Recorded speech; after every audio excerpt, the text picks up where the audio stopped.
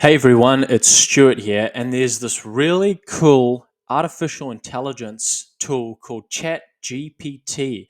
And basically, what it allows you to do is fast track the different interests that you can target potential customers on Facebook with.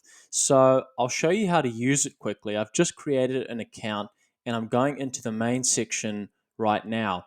And as you can see here, I have entered, I want you to give me the best Facebook targeting interests to advertise a cycling shop that sells electric bikes. And let's see what this chat comes back with. So it's just been entered in, and here is what it's coming back with.